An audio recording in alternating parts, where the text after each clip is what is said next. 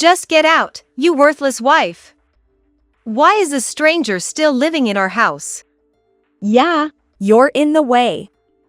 Go back to your parents' house, you ugly woman. After my husband passed away, my mother-in-law and sister-in-law kicked me out of the house. What did I do to deserve this? I've been contributing $2,000 to the household every month. Fine, I get it. If that's how you want it, I'll leave. Don't expect me to care about what happens next. My name is Sarah. I'm 33 years old.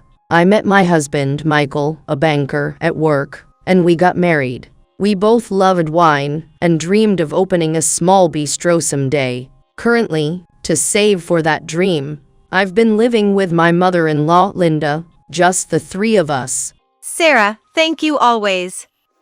Since my husband died and Michael started his job, I've been so lonely during the day.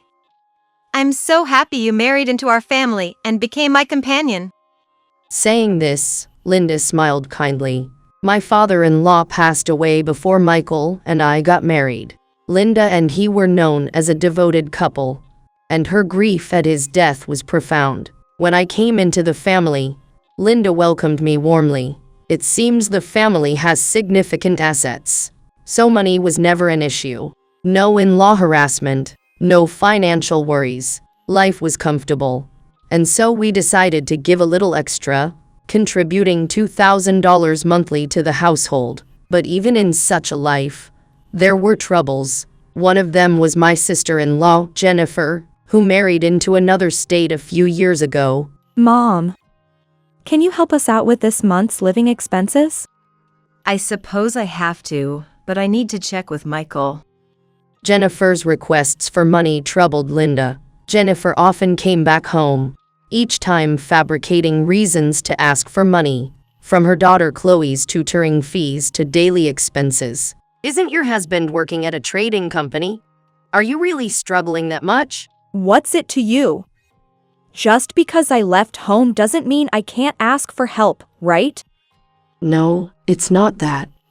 Despite appearances, Jennifer didn't seem to be financially strapped, yet she relied heavily on the family's money. My simple question was met with her cold response.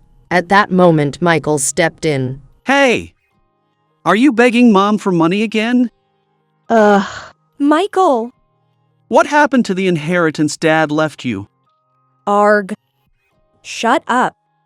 Fine, forget it. With that, Jennifer stormed out of the house. Michael, don't be so hard on her. Maybe lend her some money. Mom, you're too soft. Remember how she lied about Chloe's English lessons and used the money for her trip? I can't trust her. Despite Linda's pleas, Michael was resolute in his refusal. Linda, my mother-in-law, had been giving large sums of money to Jennifer ever since her father was alive. He often scolded her for this, leading him to take strict control over the family finances to prevent excessive funds from flowing to Jennifer. Now, my husband Michael and I handle the financial reins. We are on the verge of reaching our dream, the $100,000 we need to open our small bistro. Michael and I often fantasized about what dishes we would serve and how we would decorate our future establishment. In the midst of these peaceful days, however, tragedy struck unexpectedly. What? Michael collapsed. The distressing news came on a leisurely weekend afternoon. A call from Michael's workplace, where he had gone to work on his day off, urged me to rush to the hospital. Arriving at the hospital, I was confronted with the harrowing reality. Michael had suffered a subarachnoid hemorrhage. Fortunately, he was saved from the brink of death, but his condition remained critically unstable. Even so, Michael made an effort to communicate with me earnestly. Sarah, I'm sorry. It looks like we might not be able to fulfill our dream of opening that bistro. Don't talk like that, Michael. We'll go home together and start our cafe. We've almost saved enough money. I held Michael's increasingly frail hand day by day, offering him my steadfast encouragement. There's something I want to tell you while I still can. What is it? The conversation that followed revealed unexpected truths that I had never anticipated. And a few days after that heartfelt exchange, Michael departed from this world. It was only after the wake and funeral that I could finally immerse myself in the memories of our time together. During this period of reflection, Linda approached me with a surprising suggestion. Sarah, you can leave this house now. Go live your life and find happiness. Her proposal was a genuine expression of her desire for my well-being. Honestly, with my husband gone, I had no obligation to live with Linda. But the thought of leaving her alone in this big house made me uneasy. Linda has aged significantly since Michael passed away. If I leave now, she might soon follow him in grief. Fearing the worst, I decided to continue living with Linda. Thus, our life together began.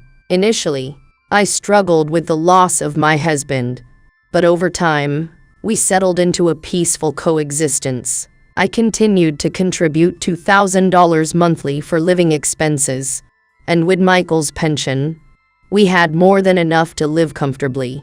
Thankfully, we hardly needed to touch the family's savings, which I prefer to keep for Linda's future needs. Hey, Sarah. Linda said one day, her voice warm with affection. This house is filled with memories of my husband and Michael. I don't want to leave it. I'd love for us to keep living together. Her words reflected a gentle and modest life, one that I thought would continue indefinitely. Until that unexpected call. Hey, Sarah, can we consider putting Mom in a care facility while she's still healthy? This suggestion came from my sister-in-law, Jennifer, several months into our shared living arrangement. It was the first substantial conversation we had since Michael's funeral. When I inquired about her sudden interest, Jennifer explained, That facility has a great reputation and rarely has openings. Why don't we take this chance? She was proposing that we place Linda in a care facility while she was still in good health. Does Linda agree with this? Also, managing this house alone would be challenging. I responded cautiously. Oh, don't be silly. Jennifer laughed dismissively. You'll move out too. We plan to move into the house. I haven't told Mom yet, but she's sure to agree. It will be better for her happiness. Jennifer's laughter echoed, signaling her confidence in the plan and her disregard for Linda's current contentment. I couldn't believe that Jennifer was pushing forward with placing our Linda in a care facility without even discussing it with her. The fact that there was still an inheritance from her father made it all the more confounding.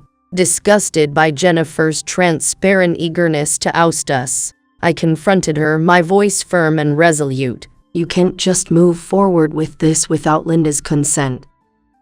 Besides, the money my husband and I saved isn't something we can just hand over easily. I rebuked Jennifer, insisting on a face-to-face discussion if she was serious about her plans. After ending the call in anger, I hoped this would deter Jennifer, but things didn't go as planned. Out of the blue, my company demanded I go on a business trip. Linda, I'm sorry, but I have to leave for 2 or 3 days. Please call me anytime if something comes up. I apologized to Linda. Don't worry about me. Go and take care of your work. She reassured me kindly. Lately, I had been uneasy, suspecting Jennifer was eyeing our family home. Despite my reluctance, work was a priority, so I convinced myself to go on the trip.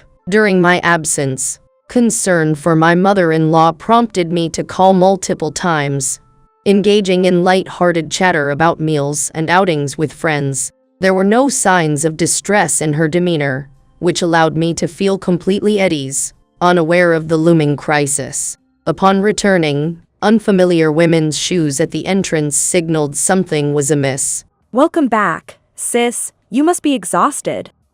Greeted Jennifer cheerfully from the living room. What brings you here so suddenly? I inquired, puzzled by my sister-in-law's unexpected presence and honeyed tone, as I stepped into the living room to unravel the mystery. Entering the living room, I found my mother-in-law, Linda, sitting there, looking at me with what seemed like a glare. The atmosphere was tense, and I took a seat, trying to gauge the situation. Sarah, are you really planning to put me in a facility? Linda asked, starting the conversation with a question that caught me off guard. Confused, I replied. What do you mean? Jennifer then chimed in. Didn't you say that, Sarah? That you were going to put Mom in a facility. I thought it was wrong to push this forward without talking, so I came to discuss it directly with her. She took Linda's hand, showing a facade of concern. My mind went blank hearing this. I was baffled. Why am I being accused of saying that? I thought to myself. It was Jennifer who brought it up, not me. As I sat there dumbfounded, Linda fixed her gaze on me again and continued. I told you I had no intention of leaving this house, didn't I? And yet, you're trying to drive me out, traitor. The loving look Linda once had was no longer there. Her eyes now reflected betrayal and anger. I was speechless, taken aback by her drastic change in demeanor. Linda has completely trusted Jennifer. It's absurd to think of handing over financial management to someone else. Jennifer says she will live here now, so it seems you are no longer needed. Linda declared with finality. Both Linda and Jennifer looked at me with suspicion and disdain. Then, as if dropping a bombshell, Jennifer casually mentioned, Oh, by the way, I sold that expensive necklace I found in your room. Got a pretty good price for it at the pawn shop. She said with a smirk. Shocked and in disbelief, I hurried to my room. There, I found traces of my belongings being rifled through. The expensive necklace. Gone. What's wrong, Sarah? Was that necklace really so important to you? Jennifer asked, entering my room with a sneer. Yes, it was important. It was a gift from my husband. How could you sell it? I confronted her, tears welling up in my eyes. Well, it brought in good money, so I'm sure Michael would be happy about it. Jennifer replied coldly, dismissing my feelings entirely. To me, her actions were unforgivable. Feeling a deep-seated anger for the loss of the necklace, which held cherished memories of my late husband, I resolved to seek revenge against Jennifer. By the next day, I had packed all my belongings in one swift move, including my personal items, my husband's ties, and our photographs. The luggage wasn't much, but it contained everything that mattered to me. I packed it all into bags and left the family home. Jennifer, looking pleased with herself, bid me farewell at the front door, saying, Leave everything to me. I'm sorry, Sarah, Mom couldn't come to see you off. She said she doesn't want to see your face anymore. Is that so? Well, please take good care of her, I replied, giving Jennifer a dismissive glance and leaving the family home behind with a sense of finality. Time to go back to my family home, find a new place, and move. There's so much to do, I thought. And my revenge on Jennifer isn't over yet. I must stay calm. With that resolve, I headed to my family home. Months after settling into my new life, an unexpected call came from the family home. You took the money, didn't you? How low can you go? You're the worst. Jennifer accused me over the phone. What are you talking about? I don't understand, I responded, genuinely confused. Jennifer, in a fit of rage, claimed that the bank account I used to manage was short, and they couldn't make payments for bills like the water utility. Somehow, she concluded that I must have taken the money. Just come here now, she demanded, and before I could respond, she hung up the phone forcefully. Her audacity made me frown. Honestly, I felt no obligation to go there after such treatment, but it seemed like a perfect opportunity to expose her wrongdoings. With that thought, I made a call to a trusted person and drove to the family home, ready to confront whatever awaited me. Several hours had passed when I finally arrived. You are finally here, come on in. I was greeted by Jennifer and Linda in the living room, both sitting as if ready to confront me with something serious. Look at this. Jennifer motioned towards a bank statement that was clearly showing a negative balance. I don't know how much you've spent, but it looks like you've overspent and now the account can't cover it. What? Are you saying this is our fault? She raised her voice, disbelief and anger intertwining in her tone. Mom has been living the same way as when you were here. She insists nothing has changed. Jennifer stated firmly, trying to shift the blame onto me. That might be because I haven't been putting money into it. I retorted, feeling the weight of the accusation. I used to deposit about $2,000 a month there. So what's there now is just the inheritance left by your father. I explained, trying to make sense of the financial discrepancy. Really? Jennifer looked puzzled, her eyes widening as she absorbed the information. But that's strange. When I left, there should have been almost $20,000 in this account. I continued, my words filled with a mix of confusion and assertiveness. Jennifer stared at the passbook, her expression a mixture of shock and bewilderment. Linda, catching on to the oddity, pressed Jennifer. What's going on, Jennifer? Did you buy something? Well, that's...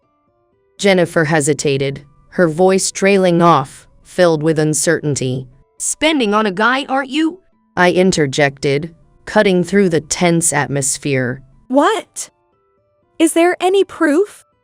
Jennifer exclaimed, her voice tinged with panic. Here's your proof, I said as I presented a photo. The image showed Jennifer walking with a flashy young man, capturing a moment that hinted at secret expenditures. Linda, struck dumb, stared at the photo, her silence speaking volumes. Where did you get this? She finally managed to ask, her voice low and filled with disbelief. Michael had it. He thought it might come in handy someday, I revealed, hinting at a foresight that had now come to light, a piece of the puzzle from before my husband's untimely departure from this world. Michael had been quietly concerned about his sister-in-law Jennifer's financial issues for some time, secretly investigating her activities. He even took photos that revealed a long-standing connection between Jennifer and a certain acquaintance. Why didn't Michael say anything? Linda muttered, her face a mask of shock and disbelief. He thought he could persuade Jennifer to reform on his own, to avoid worrying you, Linda. Unfortunately, his hopes never materialized. I explained gently. Linda's face turned pale at these words. Then she turned her questioning gaze towards Jennifer. What is the meaning of this, Jennifer? Was Dad's inheritance only left in this bank account? Linda's voice trembled with barely contained anger. Jennifer stuttered, struggling for words. That's because... You tried to frame me for a crime I didn't commit, Jennifer. But it's pointless. Things like this didn't happen when I was in charge. It's clearly your mismanagement, I stated firmly, my eyes locked on Jennifer's guilty face. And about that necklace you pawned without permission, Jennifer. It constitutes theft.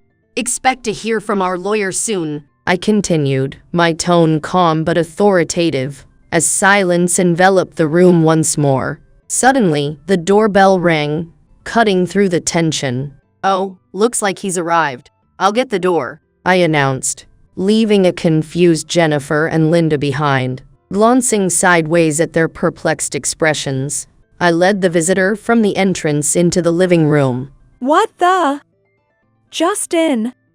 Jennifer gasped in disbelief. What have you been doing, Jennifer? Justin, Jennifer's husband, exclaimed, his arrival unexpected. I was called here by Sarah. She said there was something important. What's this photo about? Justin glanced at the photo in question, directing his inquiry to Jennifer. It's a fake. I would never do such a thing. Jennifer protested desperately. Really? You lied about borrowing money for our daughter Chloe's education, didn't you? Are you lying now, too? I heard everything, thanks to me connecting the call. Justin revealed, holding up his cell phone, confirming that Jennifer's conversation with me was no secret to him. Without Sarah's intervention, I wouldn't have realized your folly so quickly. Justin added, his words tinged with disappointment and revelation. A few days after leaving my in-laws' house, I reached out to Justin. He had been suspicious of his sister-in-law Jennifer's spending habits and was more than willing to discuss her issues. During our conversation, I laid bare everything, this photograph and all of Jennifer's actions towards me. To my revelation, Justin had no idea that Jennifer had been financially supporting a man, and he agreed to this discussion to apologize for her troubling behavior. After hearing from Sarah, I did some digging. You were having an affair with this man in the photo, weren't you? He confronted her. I might have overlooked a little overspending, thinking it was stress from parenting, but to find out you've had an affair. I can't overlook this anymore. We need to divorce, he declared, his disappointment palpable. No, I can't accept this. Please, think it over. Jennifer pleaded, collapsing to the floor, shaking and crying uncontrollably. Later, I learned from Justin that they went through with the divorce. During the proceedings, their daughter Chloe expressed her wish to stay with her father, complaining, I want to be with Daddy. Mommy always goes out with other men and never cooks for me. Revealing Jennifer's neglect of her daughter. Justin was granted custody of Chloe. It seemed Jennifer had largely abandoned her parental duties to Chloe, preferring to spend her time with the man. The money she lavished on him and the luxury items she bought for herself were all funded through loans from Justin and her in-laws. The borrowed amount had ballooned over the years to an unpayable sum. Then, the death of her husband struck. Knowing that her father and my husband had been managing the finances, Jennifer tried to seize the inheritance and assets of the in-laws family at this opportunity, planning a new life with her lover. Now, Jennifer is financially strained with the alimony to Justin, child support for Chloe, and the lawsuit I filed for the necklace compensation. The payments for Justin's alimony and my compensation were settled in full through loans, and now she is working in the nightlife industry to repay her debts. Without any spare money, she can no longer afford her liaisons, and it appears the man has abandoned her. Linda continues to reside in their old family home.